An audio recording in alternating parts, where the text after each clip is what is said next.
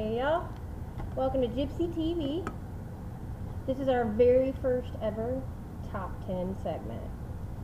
This Top 10 segment is dedicated to all of the lovely people at truckingtruth.com, rookie drivers or experienced drivers. If you don't know what truckingtruth.com is, check it out. Some of the best planning, if you're studying to get your permits, if you're studying for the test, some of the best tools out there, and one of the greatest trucking forums ever. Great group of people, super helpful. I started on Trucking Truth before I ever even went to CDL school. So made some very nice friends, met a few people off the website, so they're awesome. So this is dedicated to them. Alright, this is Top 10 Tips for Trainee Truckers. This is for all you rookie drivers, people who are just getting started, whether you're in school or you just got your own truck. These are the best 10 tips pulled from my personal experiences as well as Twitter and Facebook. Number 10. Number 10. Patience is a virtue. Patience is your biggest tool in this industry. You are gonna sit. You're gonna sit in traffic. You're gonna sit waiting to check in at a shipper and receiver. You're gonna sit in a dock. If you're a reefer driver, you're gonna sit a lot more than, say, somebody that pulls a drive-in or a flatbed. You're gonna sit around on 34-hour resets. You're gonna sit and wait for dispatch to find you a load. Patience. Have patience. Find stuff to do to kill time. Number 9. This one kind of goes along with the patience as a virtue. Number 9 is manage stress. This is for those days when you've sat all day. You've done 50 miles because you got stuck delivering, picking up, there was a big traffic jam, whatever. Find some way to decompress at the end of the day. For us, we love to watch TV. We have a Kindle, we have an Amazon Prime subscription, we download series of TV shows, and so at the end of the day, we kick back, watch a couple TV episodes of whatever it is we're watching, relax, eat dinner, hang out. Some people like to play video games. If you have the ability to run a TV and a game system on your truck, like you have an inverter, if you're a gamer, go for it. It's possible. Maybe you like to cross stitch or knit or crochet. Bring the stuff along. It doesn't weigh anything, you know. But find an outlet, because it's a stressful job, guys. It's a very, very stressful job. And if you take all of that stress and internalize it, you're going to burn out in 6 months. Number 8. Number 8 is take it slow. This primarily is going to apply to backing. Whether you're in a truck stop, whether you're at a shipper, receiver, a company yard, wherever. If you are backing, take it slow. I don't care if it means it takes you an hour to back up to the door or the parking spot where you're at. Take it slow. It's much better to stop every 2 inches, get out, look, make sure you're okay, than it is to hit something. Take it slow. And you're gonna, especially at truck stops, guys, if you run a CB, turn it off at a truck stop. You get somebody that's barreling through the parking lot, being a jerk, guess what? He's the one being a jerk. You are doing your job correctly, so ignore them. Ignore the people who are trying to pressure you. Basically, back like nobody's watching, because nobody is. Take it slow. This also applies to if you're in an unfamiliar area. Say you've got to go into town to pick up, and you have directions, but you don't think that they're the greatest. Take it slow, because you could encounter a situation where it's an extremely tight turn, you're not sure if you can make it, maybe there's a low bridge. Take it slow. You take it slow, you give yourself time to have an escape path and to stop if you need to. So take everything slow. Now this doesn't mean lollygag around, just take it slow. Use your brain, people. Use your brain. Number 7. Number 7, this is kind of a biggie. Don't sweat the small stuff. Don't sweat the small stuff, guys. CDL school and your over-the-road training, none of it is enough to prepare you. It's not. It's just the way this industry is. It takes years to get to the point where you're an experienced driver. There is no expert truck driver. Anybody that says they are, they're lying. So, companies who hire rookies, they expect you to make mistakes. Whether it's you curb a trailer, you bump into another trailer in a drop lot, you screw up your trip planning, you don't manage your hours properly, and you run yourself out of hours in the middle of a load. They expect you to make these mistakes. A lot of companies have a special dispatcher for rookies that are there to kind of help you figure out these problems as you go. So don't sweat it, guys.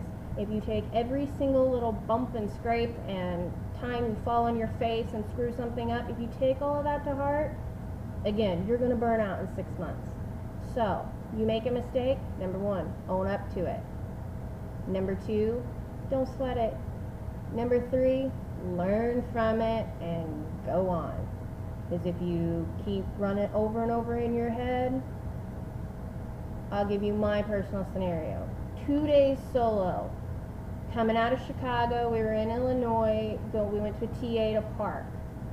Well, I was coming around another truck, and I just didn't swing quite wide enough, so I scrubbed my tandem tires on another guy's bumper. I didn't even know about it. Like, it was so minor, I did not even know what happened. I did my post-trip, we went inside to the restaurant, we were gonna go eat, and another driver comes running in there yelling at me about, oh, it was a hit and run, and I've called the cops. He did, he called the cops on me. The driver of the other truck that I had actually hit, he was amazing. He's like, I wouldn't have even said anything to you. He's like, it's so minor. He's like, but this guy had to go and get involved. I was a mess, right, baby? I was a mess. He's nodding. You know, you can't hear a nod on camera. I was a mess. The cop, the cop couldn't ticket me as private property, but I was a complete mess. I called the my company's road assist, or dispatch, or whoever I had called at the time. Risk management. That's who it was, risk management. And they said, look, it's a little bitty bump and scrape. Calm down. You're not getting a ticket. You're not getting fired. You're not getting any kind of trouble. It's okay. We expect these mistakes. And I was very appreciative of that. It went a long way into calming me down. Number 6, ask for help. Guys, seriously, do not be afraid to ask for help. Whether it's from another driver, whether it's from your dispatcher, whether it's from people you know on Twitter or Facebook or trucking forums, please do not be afraid to ask for help. Because guess what? Every single one of us who's been doing this a while was in your shoes once. We were. And we've all had these questions. Whether it's you've just been assigned a load that you're not sure how to trip plan, or you're struggling to back into a spot, maybe it's late at night, whatever, ask for help, please. It's so much better than to have that brief feeling of, oh my God, am I an idiot for asking this question? And ask the question and get the answer, than to really screw up and hit a truck or run yourself out of hours on a hot load, one that's got to get there and it's got to get there now. You know, ask for help. The only stupid question is the one that's not asked. Number 5, be a professional driver, because this is important. This is, okay, think about this. In this industry, in a lot of places, shippers, receivers, truck stops, shops, you get one impression. That's it. One. When you go to check in, they are looking at you. They are looking at how you're dressed, what your mannerisms are like, what your attitude is like. If you go in someplace looking like a slob, you're wearing your your sweatpants and your flip-flops and an old greasy shirt, and you're acting like a jerk, you haven't had a shower in a week, they're not gonna be as helpful as they could. My approach is, if I'm going to a shipper or receiver, I put on a nice clean pair of pants. Yeah, I wear t-shirts, but I pick my nice t-shirts, my Hammer Lane t-shirts. You guys are awesome. A nice t-shirt, appropriate shoes, guys, this is important. Wear closed-toed shoes. Please don't wear sandals into a shipper or receiver, because you don't know if you're going to have to walk through the dock area or whatever. I wear boots on a regular basis, but if I'm not wearing boots, I'm wearing tennis shoes. Always wearing closed-toed shoes. Go in, dress the part, look clean, take a shower, please, please, take a shower, brush your hair for the ladies, whatever. Go in there, give them your bills or your pickup number, whatever you're doing, whether you're picking up or delivering. Be polite. Say, hi, how y'all doing today? Hope you're having a good day. I like to try and go in there and joke around with them a little bit, because guess who they're going to remember, and guess who they're going to say, hey, this person came in, looked nice, smelled nice, was polite, was respectful. They're more than likely going to pull you into a dock and they're going to load you in a hurry. This is something I said earlier too. If you've been sitting there a while and you want to find out what's going on, don't go in being a jerk. Don't. Because that's just going to make them mad. And they're going to say, you know what? Forget them. Let's load this, let's finish this person up that came in and was polite and respectful. Same thing goes when you're interacting with dispatch. Whether it's through messaging or on the phone, don't be a jerk. Don't. If you're having a problem, be polite, be professional. Don't be aggressive. Be assertive if you need something, but don't be aggressive. It's never necessary to go in and cuss somebody out, because guess what? They're going to be a heck of a lot less likely to work with you. So be a professional driver. Epitomize the term, guys. This is an important one. Number four, always have a plan B and C. This applies to a lot of different things, but it's really, really important with your trip planning. If you're looking for a place to park at night, pick out the place that you want to park at, your preferred parking, whether it's, you know, they got a great restaurant, maybe you need a shower, whatever the case may be, that's your plan A. But what happens if maybe there was a major wreck on the road and that place is full now because everybody else had to stop there because they were out of hours? Go to your plan B. Always pick a minimum of 2 parking spots for the evening. 3 is even better. Always leave yourself options. This also applies to driving, guys. Bimbly gave this tip. Bimbly on Twitter gave this tip. Always leave yourself 2 escape paths when you're driving. Whether it's another lane or the shoulder, an off-ramp, on-ramp, whatever. Leave yourself 2 escape paths all the time. If it means you need to slow down or you need to move over or whatever, leave yourself 2 escape paths. I try to do this, but I've also encountered a situation actually just a few days ago where my 2 escape paths didn't work out. It could have been a very bad situation. The left lane was blocked by cars, by 4-wheelers, and I knew that I was getting ready to come up on a bridge, so that eliminated my shoulder as another escape path. And traffic all of a sudden came to a stop because another truck had pulled off on the bridge with his trailer hanging out in the lane. Luckily, I had already recognized that traffic was slowing down, and so I was able to stop in time. But this is where 2 escape paths will save your butt every time. So always leave yourself options. Number 3,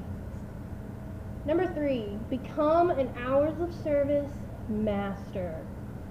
Guys, this is the thing that will save your butts every time. As a rookie, the number 1 best thing you can do to help yourself is master those hours of service. Learn everything you can and know how to work that clock to your advantage. If you're a reefer driver, this especially applies to you. Learn and master that 8-2 split. I pull a drive-in, so I've only ever used the 8-2 split a couple of times. Trust me, it will help you as a reefer driver. So learn that clock. Learn the laws, learn the hours. Number two. Number two is an easy one, guys, but it's one that a lot of people forget. Don't forget to pack your brain. Common sense.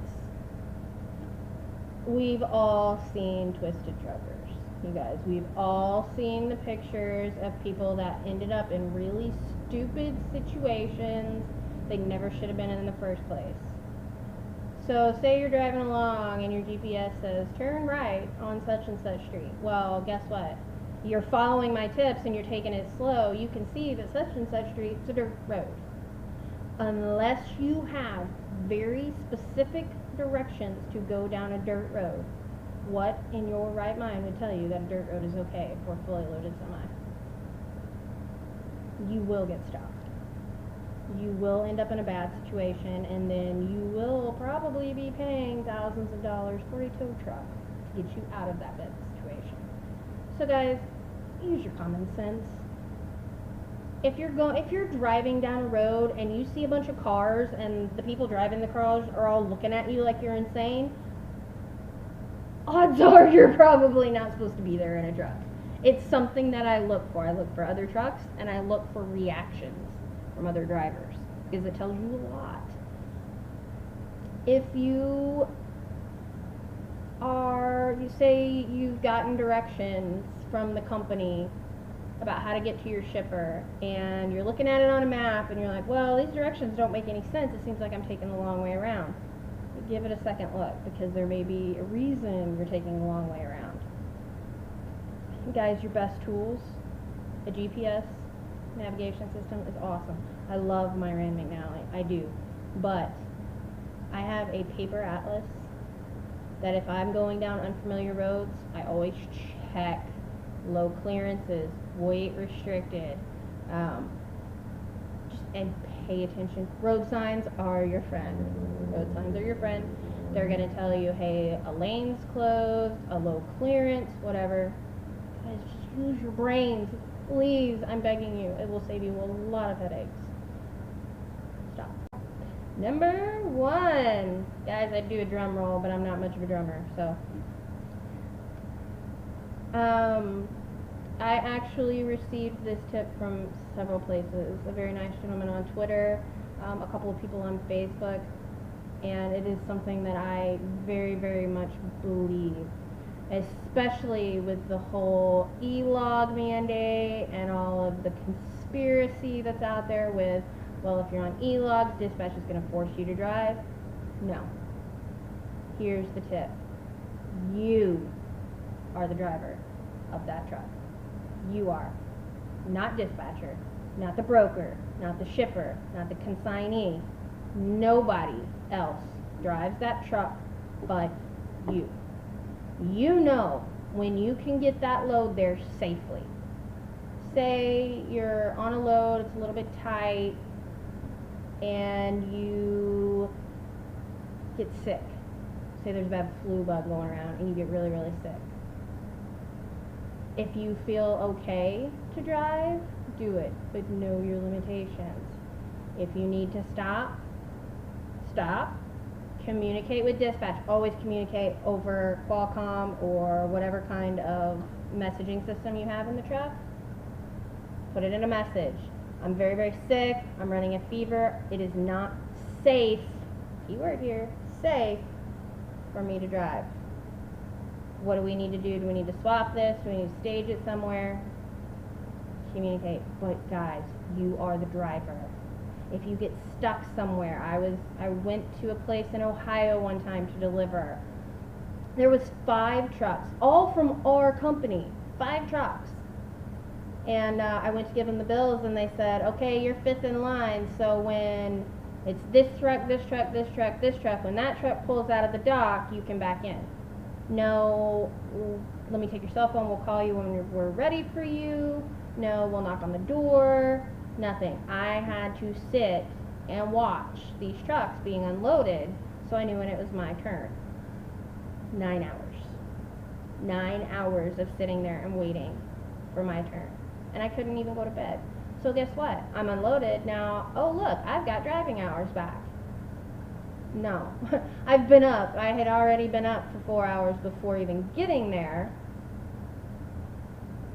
So I sent dispatch a message and said, I've been sitting here for 9 hours. I realize that I'm getting driving time back, but I haven't had any sleep. I've been up for 14 hours, so I'm going to bed. They said okay, and they sent me a pre-plan that picked up the next day. So I went to bed.